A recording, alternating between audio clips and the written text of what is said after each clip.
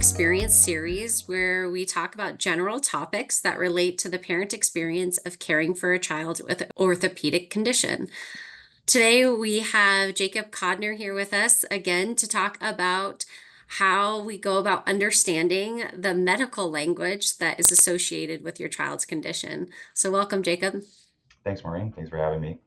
Yeah, so let's just talk about like how much medical knowledge did you have, like language or otherwise, prior to the diagnosis of your child? Absolutely zero. I Okay. had no clue um, what clubfoot was. I truthfully never heard of clubfoot.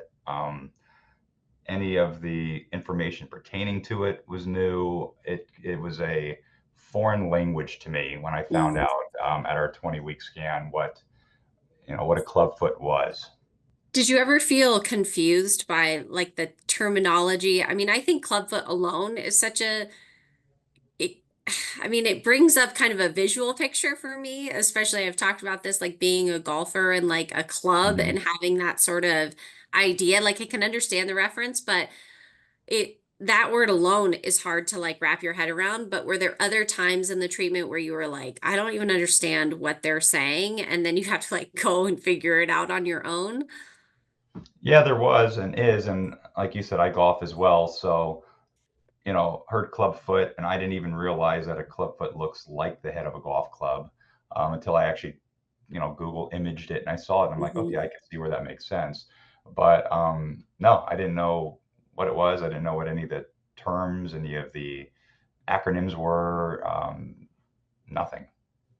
I feel like this is one of the gaps that sometimes happens with medical providers versus parents, and where that information gap can kind of exist is because the medical providers are using these terminologies on a regular basis, right? So Mhm. they're saying FAB and AFO and things like that. And you're like, I don't even know what those are.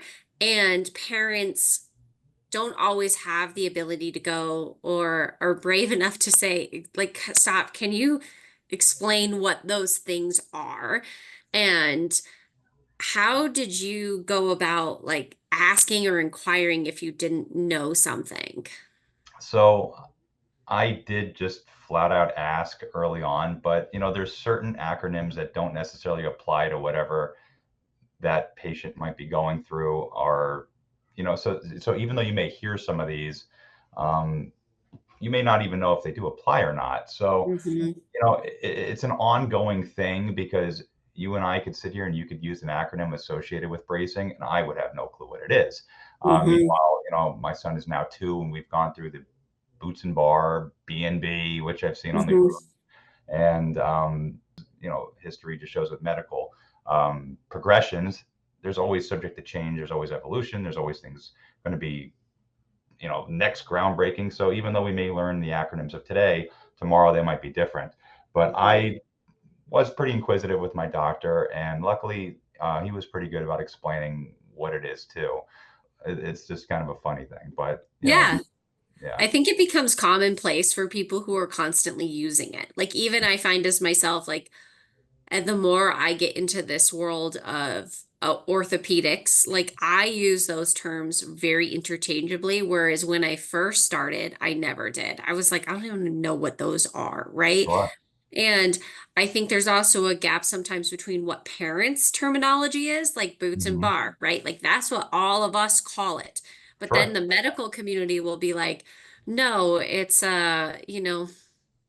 it's a it's a brace or an orthotic device or something different.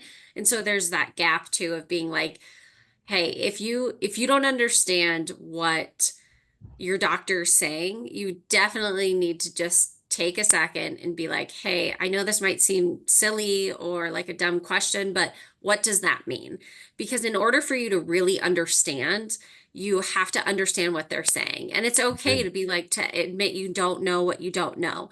And then I've always had the experience with medical providers where they go, oh, like they just, it kind of jars them into going, oh yeah, sorry. I just kind of assume that people know these things Mhm. when you're like, no, I'm like brand new to this. I have no idea what any of this means. And so I think it's always just like you said, just going like, okay, what does that mean? Can you explain that?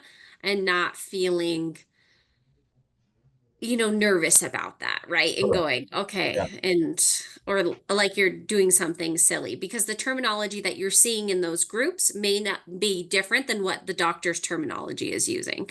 agreed. And I think this is also good to know on all aspects of treatment, not just bracing. Mm-hmm. If there is something that you do not know, ask. If Mm-hmm. you're not expected, nor should you really, unless you've dealt with this before or you know someone close to you that has, no one's going to really know what the abbreviations for bracing associated with a clubfoot would be unless they've experienced it. Mm-hmm. So bracing aside, if you are ever speaking with a medical provider or orthotics person or anyone like that, if they say something you do not understand, ask for clarity, ask for Mm-hmm. clarification. I think that's a Mm-hmm. very good thing to do, especially when you're advocating for your children's well-being. Yeah, I completely agree and couldn't have said it better. So, as a recap for what Jacob said, if you don't know, ask, because that's Agreed. the only way we're going to figure it out. And Yep. it's okay to know what you don't know. Like, Yep. it's Yep. all right. And you're only going to be able to figure it out if you ask. So, thanks so much, Jacob. Thanks, Maureen. Appreciate it. Thank you.